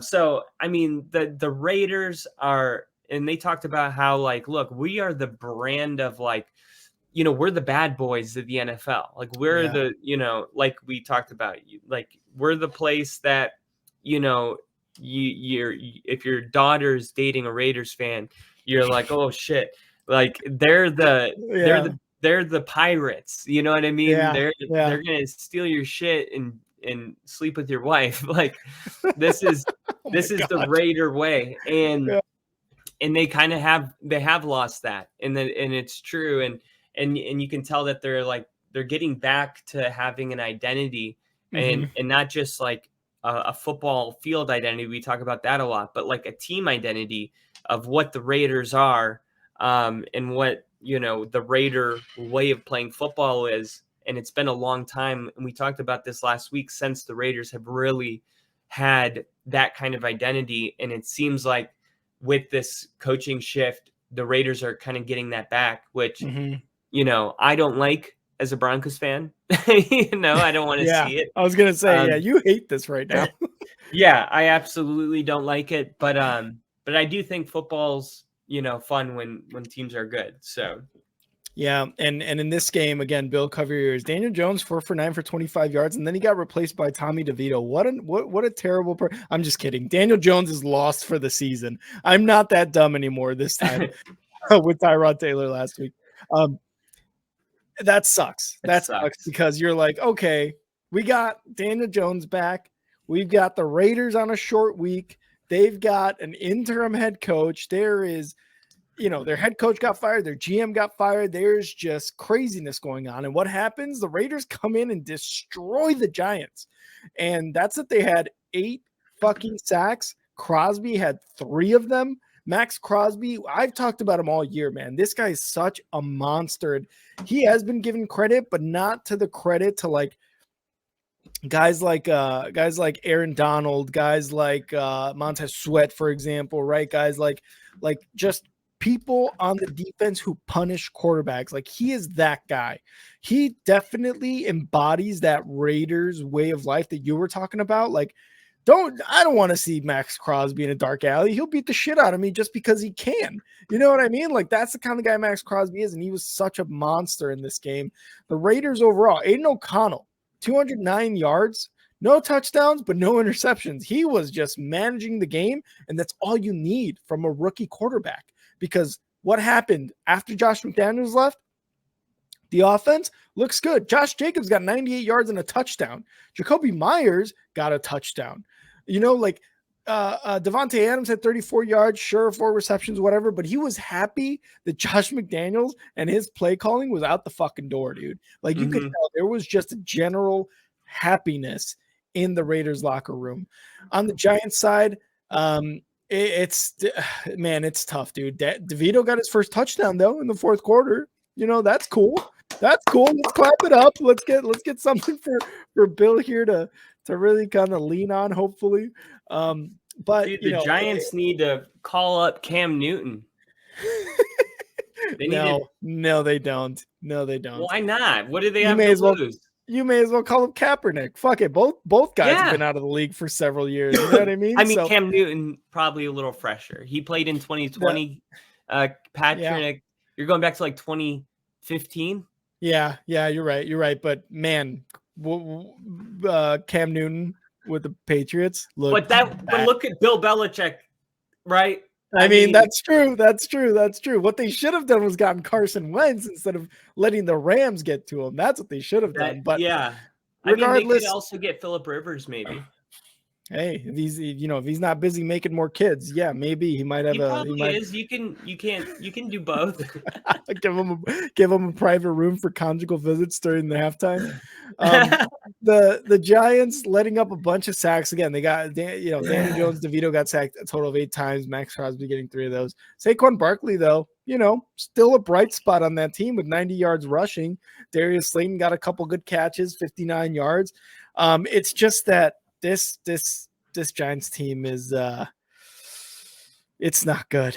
It's not good. And to lose Daniel Jones, your $40 million a year quarterback for the rest of the year, it's just bad. I'm going to say this about it. It might be a blessing in disguise. Oh, wow. And this is why. Had the Giants been able to keep Daniel Jones and he was able to go in and, let's say, win 4 of the next 8. Yeah. Right. They're going to be going into the next season with a 6 and 10, 12, 6 and 12 record, something like that. They may go ahead and stick with him, but with the contract and now the amount of losses that are going to come, the fact that the Giants didn't make a move for Carson Wentz tells me that they want to lose because they want to draft a quarterback in next year's draft. That's a possibility for sure. And then there can be a competition between Daniel Jones and whoever they draft. And I mean, this is a team that went to the playoffs last year. So to say like that this team is just trash, I don't think that the roster's trash. I think that they just need better leadership at the quarterback position. I've never been like, oh, Daniel Jones is that. I mean, I was kind of sold a little bit after his playoff win. But that just seems like so long ago at this point. Yeah. And not consistent enough. And it was only really, the late stretch of last year. It wasn't even like he was doing crazy. He didn't. When's the last time he did? We talked about Daniel Jones like we talked about CJ Stroud. That's my point. Is like last year. That's it. Never. Daniel Jones never had any game that was like what CJ Stroud did. And that's a rookie playing with the Texans. Yeah. You know what I mean? That could easily be like, who did the Texans have? Nobody. You know what I mean? But the point is when you have the quarterback, all of a sudden you learn guys like Nico Collins. You learn about these other guys because the quarterback makes them good. Daniel Jones is not elevating his players, right? But they need to get a quarterback that makes you know who Jalen Hyatt is. They need to get a quarterback that can come in, and that's what's going to happen. So this is the only way, though, because they just paid him. And, yeah, I know that they can opt out of the contract after year 2. But if they want to win next year, and trust me, Brian Daboll wants to win immediately because he's still the new guy in the building, even though he's only in year 2. Like, it's not, like you were talking about how he has to go. So I'm sure he wants to win immediately, which means that they're going to draft a quarterback for sure. And they wouldn't have been able to do this if Daniel Jones was just good enough to keep him mediocre. They need to get a really good quarterback in the draft. Yeah, for sure. Bill is me right now. You don't have to worry about hurting my feelings anymore. I don't have them. I'm dead inside. That's how I feel about like when Kyle's like, dude, Justin Fields back. This game, they're going to win. He's got 17 points fantasy, blah, blah, blah. And I'm just like, I appreciate it, Kyle. I really, really do. But I am just fucking dead inside.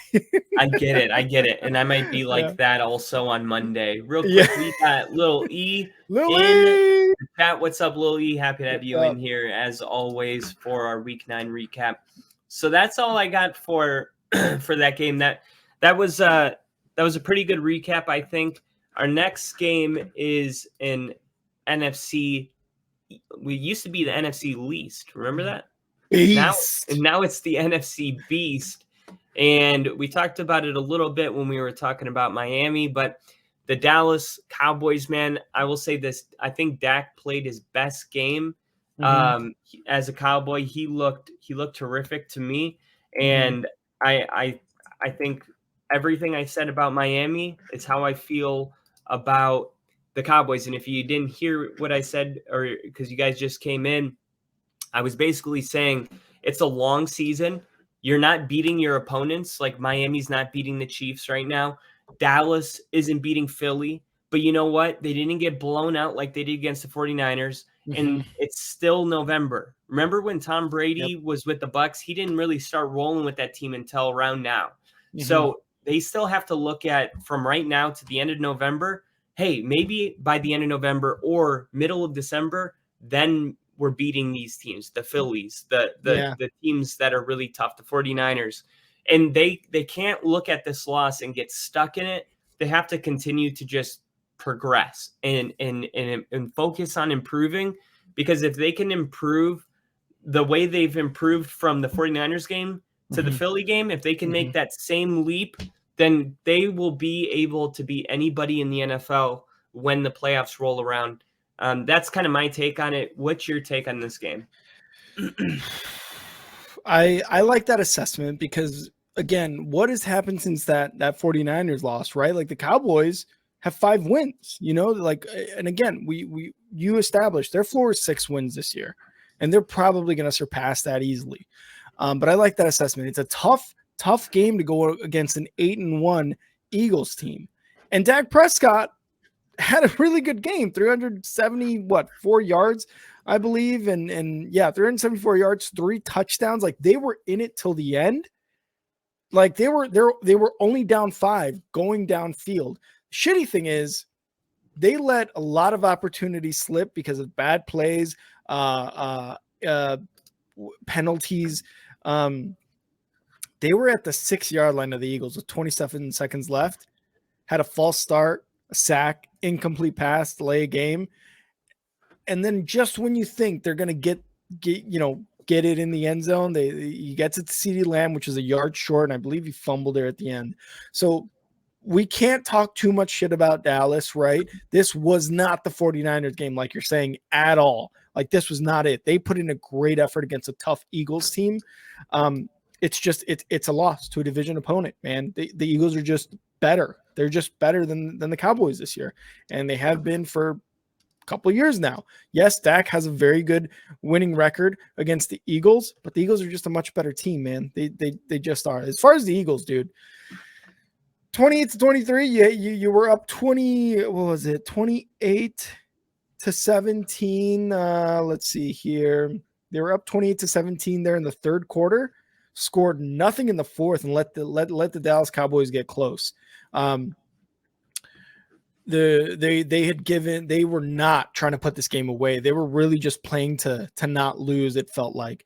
And what's one thing that I love saying about teams that need to fucking win is don't let your foot off the pedal when you've got them down by more than 10 points or just when you have a big lead in general. They're up 28-17 and they just sucked in the fourth quarter. What was it here? 3 consecutive 3-and-outs in the fourth quarter. So it's just the Eagles need to be able to continue to get those touchdowns in while they can, because they need to start, like, they got to blow teams out, man. Like Nick Sirianni in this offense has got to stop just playing to not lose. And Jalen Hurts again, 207 yards, 2 touchdowns, like great game by him. Kenneth Gainwell and Hurts rushed for a touchdown. AJ Brown, another damn good game. I have him on my fantasy squad, so I know he had 7 receptions for 66 yards and a touchdown. Credit to the Dallas secondary, because he was going for 7 consecutive games with 125 plus yards. They held him to half that in this game. But again, a tough game for both of these teams. Philly comes out on top. They get their 8th win of the season, and it's just the Eagles, again, dominant team this year. It's just there's some games where we're like, ooh, are they the same team? Last year we went to the Super Bowl. They've got 8 wins. So, I mean, that's all they got to do, win the games that they can win. Yeah, and the Week 14 rematch is going to be a lot of fun. Rivalries are always fun, but this one's about as tight as any rivalry really could be, and the implications are only going to get more important. And I think for the Cowboys, they're going to want to prove by that Week 14 mark. I think they do end up splitting the series with the Eagles, and this is going to be the NFL research stat here. The Eagles completed 3 touchdown drives of 11 plus plays on Sunday, the most such drives in a game from the franchise in the last 30 seasons. Wow. So long drives. And it's crazy too, because we know with AJ Brown, and Devontae Smith that they have the explosive, but they also have the ability to take the ball with 5 minutes left and never give you the ball back. You know what I mean? Like they can really run that clock, and that's these are really good teams right now. Dallas and the Eagles are two good teams, and it's gonna be a lot of fun to see that rematch. Yeah, and the time of possession was really pretty much the same. I mean, maybe the Eagles had it for like a minute more than the Cowboys. So, they were both able to eat some clock, and the score definitely you show that on the score. And Steve saying, how do you guys think Dak would do if the Pats made a move for him in the offseason? Badly. The Pats don't have any weapons on the offense for Dak to throw to. Hunter Henry, maybe. Juju, maybe. That's about it. He'd do badly. They really need what's his name, Bourne, to come back. I mean, but he's injured for the rest of the year. So if they made a move for him in the offseason, that would probably be his number one receiver. For sure. And do you want to go into Sunday Night Football? We did do the instant reaction on that. Yeah, we could skip that. If you guys want to check out our Sunday night and Monday night football, as well as our Thursday night football reactions to that game, go check them out on our YouTube page. And I'm sure you guys will love it. And I'm sure Lil E does not want to hear about the Jets right now. Or I was talking about Sunday night football. Oh yeah, we did the Sunday night football though. Okay, so you're good on that one? Yeah, we're good on that one. All right, so the Bengals end up getting the dub. No, I'm kidding. I like to talk about it. I do. Joe Burrow, though, he's looking good, man. Joe Burrow, like if we're going stock, Joe Burrow, Josh Allen. I mean? Wow, oh, yeah. It's crazy. It's crazy. Definitely. And I will say also that Joe Burrow in this Bengals team is rolling like any other team in the NFL. You got the Jaguars and the Bengals, probably the two hottest teams right now in the AFC. And Joe Burrow just continued to prove that he's back and that his injury was a real thing. They weren't able to get Jamar Chase, super involved in this game, but T. Higgins had a really good game. T. Higgins was kind of MIA for most of the season so far. Besides 2 weeks, I think week 1, he had 22 points fantasy, and then he had another 20-point game, but then a lot of nothing. So, and then he was injured. So rib injury. So now he's, I think right now this is perfect timing. And I think it's possible that, the Bengals don't really lose anymore for the rest of the year. So. Yep, absolutely. And Bill said Burrow's going back to his assassin ways, 100%. Lil Lee saying, who y'all got winning next week, Raiders or Jets? Lil Lee, you got to tune in for our prediction episode on Thursday. You got to tune in. We can't be giving away this stuff for free. You got to tune in. You got to give us it will be free, but you got to still tune in. Yeah, the only thing you have to pay is your time. But okay. That's true. Let's go into our next segment.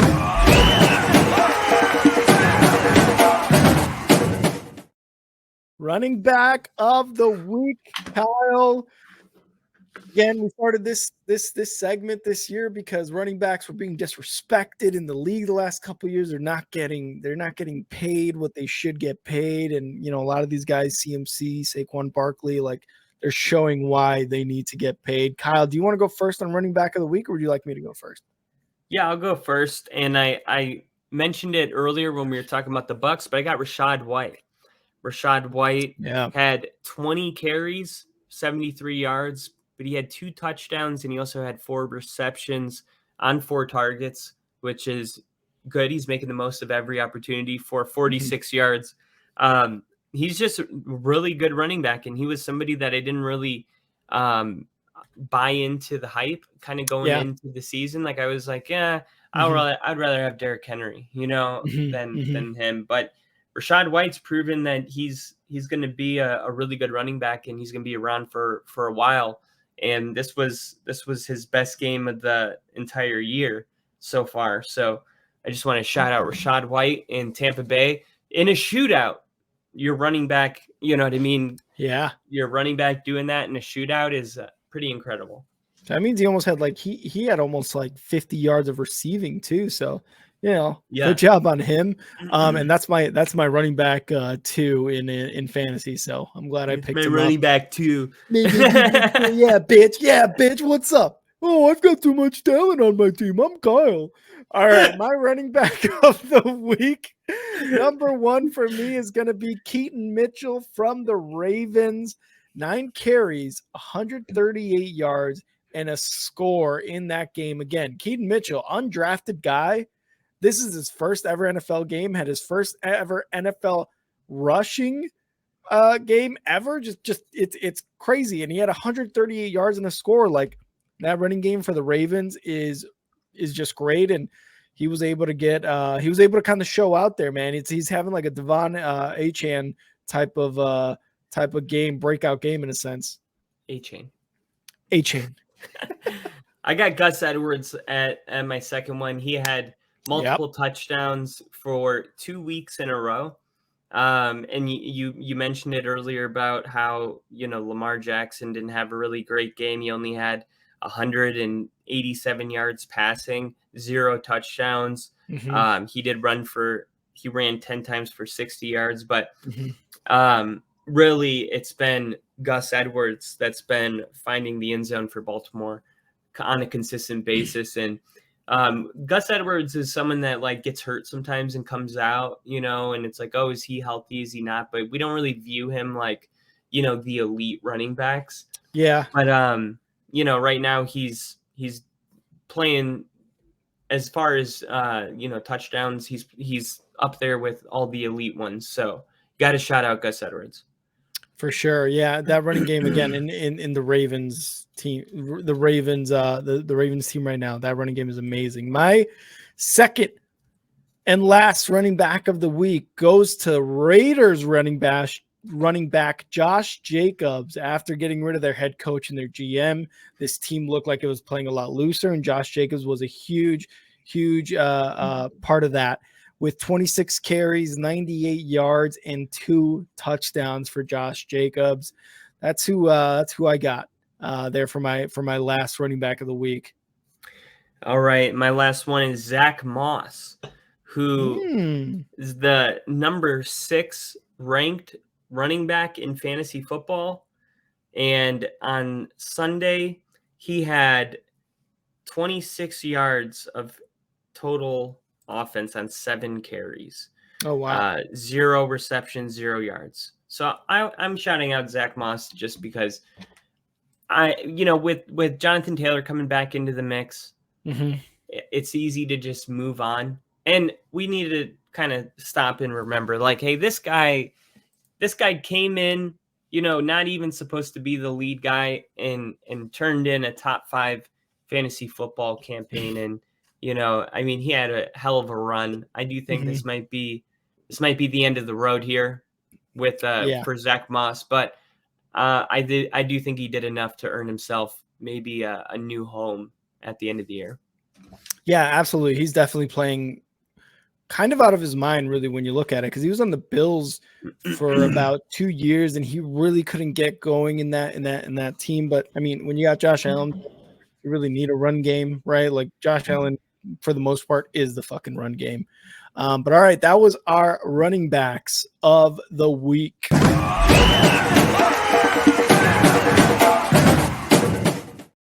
All right, Kyle. Let's move into the hotly contested. Top 5, no debating. Top 5. Top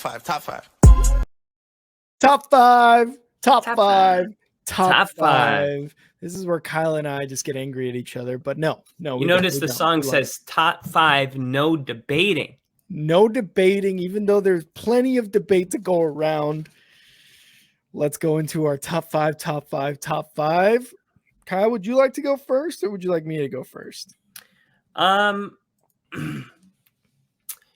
You go first this week. Let's see. All right, for me, my top five.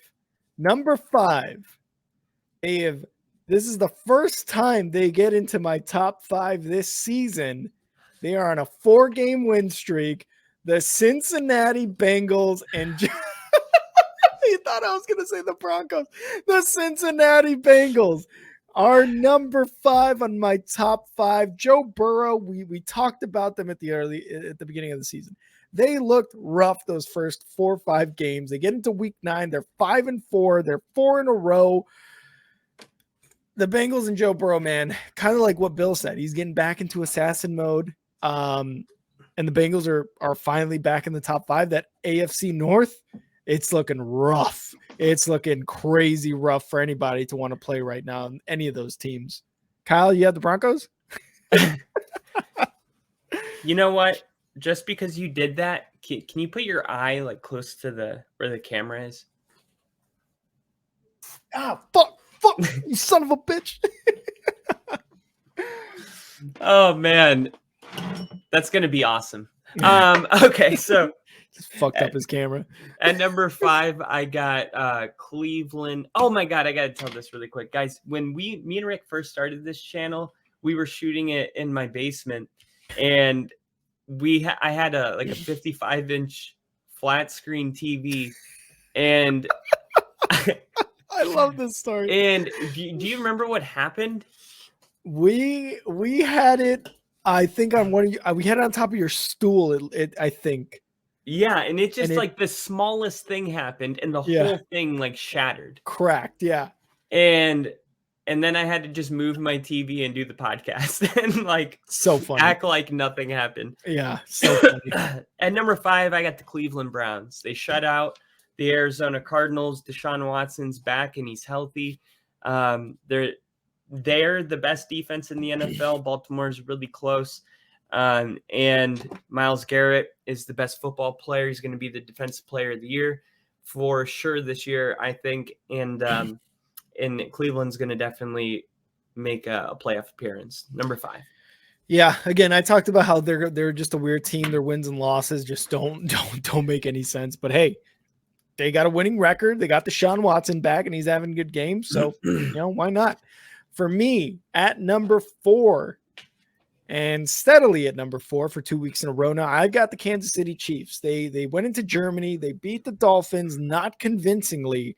And we keep talking about that defense, but the defense made a difference. They were able to get a touchdown, a score, which was the deciding factor really in this game.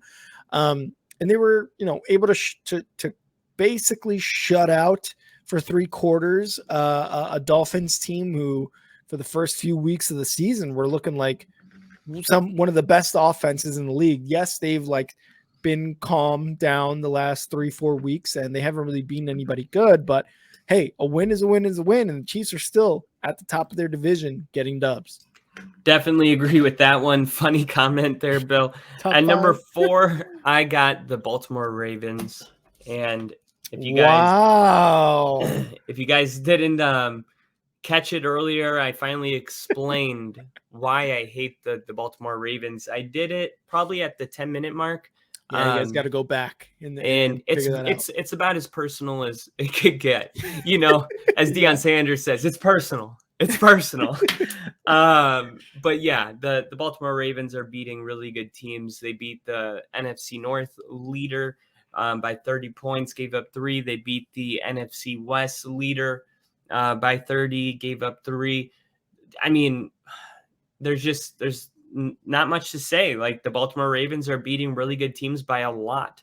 They're definitely a top 5 team right now, and they're gonna need to battle Cleveland next week. And right now, I have Baltimore ranked ahead of Cleveland.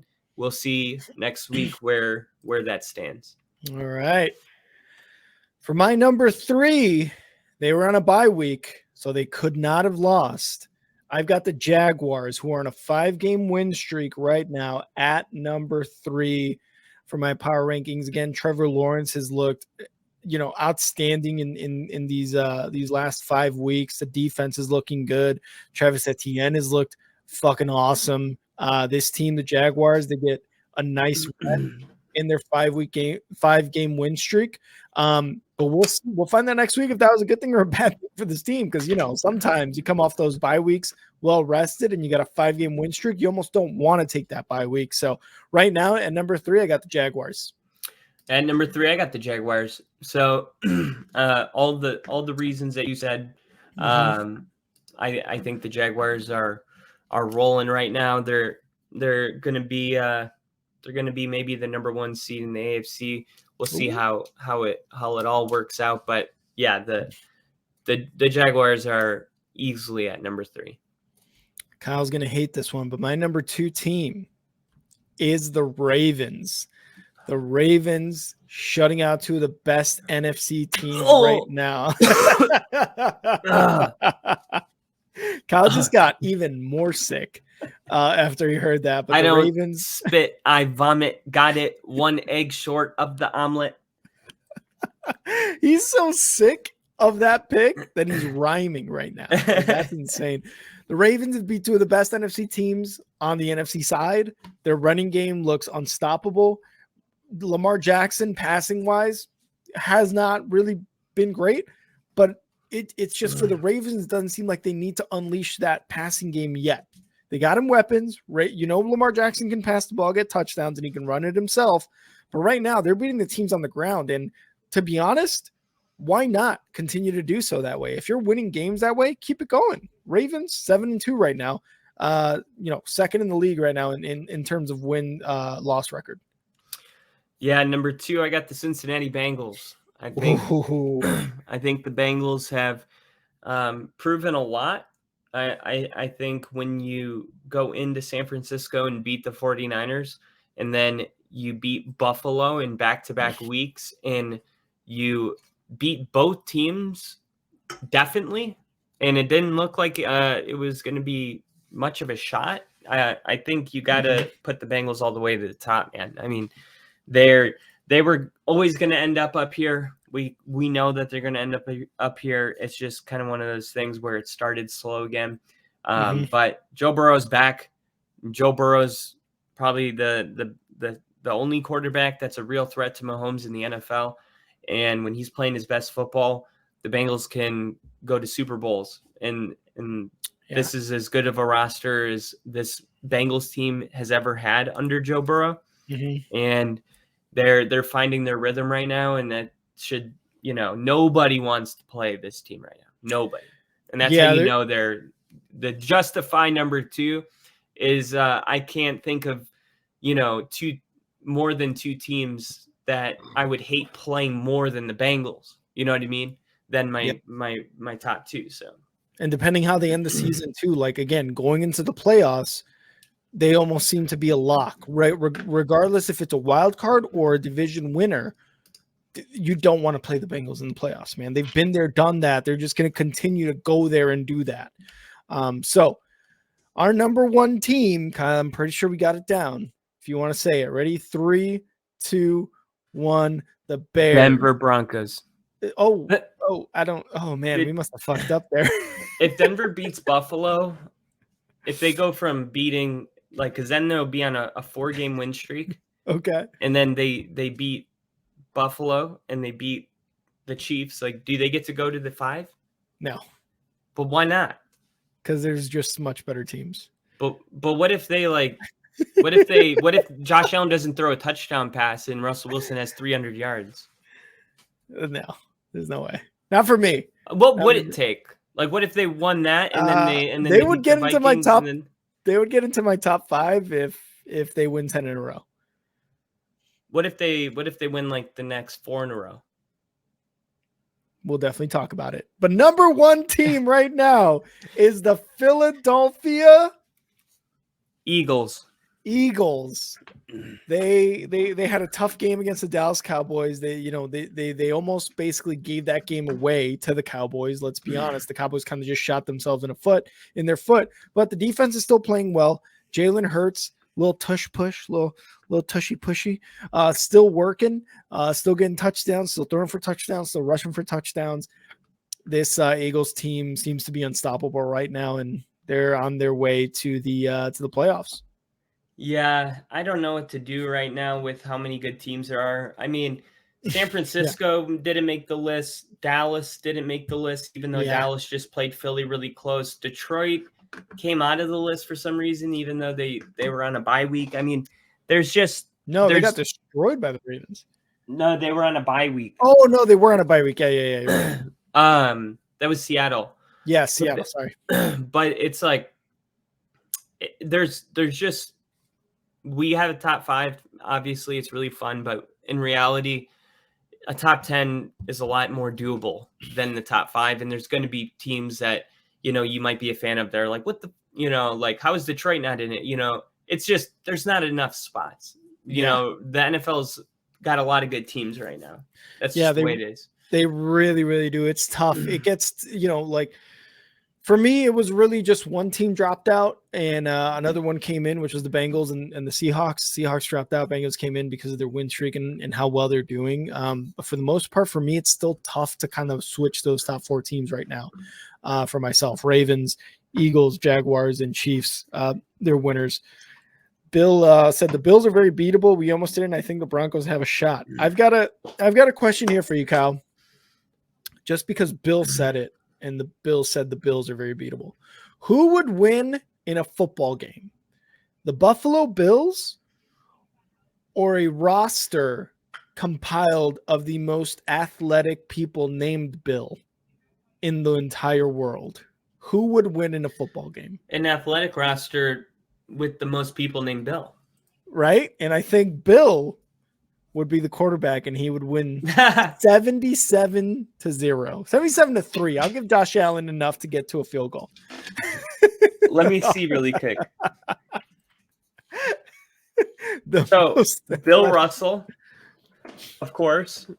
He's dead. Yeah, but in this case, do they does it have to be like they're alive and they're playing at their current age?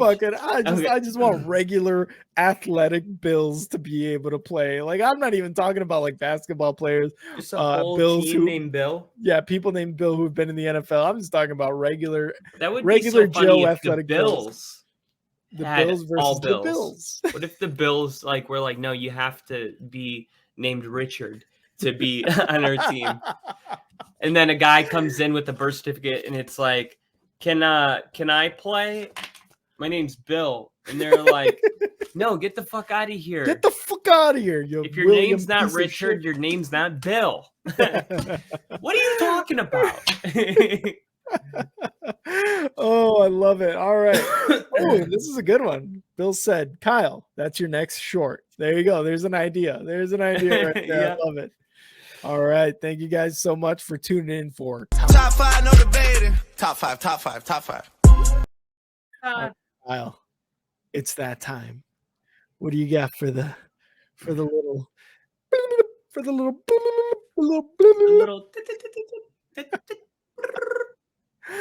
What you got? D for the P. What? During the chives? I'm just kidding. Inglewood, Colorado. The sports story comes out of Inglewood, Colorado. Cornerback Patrick Surtain, checked out the artist renderings of the Denver Broncos' planned $176 million state-of-the-art training facility that is going to be opening a new team headquarters that will be built on their existing 33-year-old campus. And Surtain marveled at its beauty, saying it's spectacular from the looks of it. The ownership bringing Surtain to look at what is about to be built, saying, look, you're going to be a Denver Bronco for life. He was just on DNVR saying he wanted to be a Bronco for life. And now Denver's opening up a 3-story, 205,000 square foot training facility. Will be 30% larger than the existing facility and will bring football and business operations together in what the team called an inspirational, collaborative, and modern environment. As expanded as an expanded locker room, sports performance areas and meeting rooms will be on the first floor to include a more efficient layout between the new facility and the weight room and indoor practice field. It will also include underground parking, a key bonus for snowy days in the Rocky Mountains. Football operations will be on the second floor, and business operations, including many staff now based at Empower Field and Mile High in downtown Denver, will be located on the third floor. So you're basically getting everybody located into the same building now. Nice. Team owner and CEO Greg Penner called it a player-centered headquarter with an efficient layout and the latest amenities, state-of-the-art. So Denver's building, I mean, there's a little bit more. They're building Disney World. You know what I mean? For training. There's pictures of it. You can check them out on the Denver Bronco website. I recommend that you do. It's pretty awesome. And this is going to be awesome. So you got new owners that are showing that they don't want to just sit back and collect the ticket checks, but they want to actually invest their money into the team. And I think Denver, you know, they're in good hands right now. And this is just another really awesome thing. And you know, the Bears are about to build their own shit too. So, you know, hopefully it's a good feeling though. Oh yeah, I bet, man. That's got to be nice to kind of, and to bring in a guy like Surtain too, to look at that, because you're saying, hey, you're going to be here for this. So, you know, get comfortable, because it's about to be a great experience for all you guys. Great job, Kyle. Always love the chives with Kyle. Thank you guys. Thank you to everybody who tuned in today and was in the chat. Bill, Lil E, Steve, JST, the sports show on the damn YouTube. I love it. I love it so much. We would appreciate you guys. You know, we appreciate you guys commenting and tuning in and liking the video. But if you guys could share it once, you know, we put this video out on YouTube with the thumbnail, with everything. We would appreciate you guys sharing that, liking it as well, and just telling all your friends and family about it. Be annoying. Just be like, hey, just subscribe, and you never have to watch a show. It doesn't matter, but it would be awesome if it did. But just let them know. We're trying to get to 500. We're about 93 away, 94 away, something like that. So just tell them, hey, subscribe real quick. You don't have to watch it.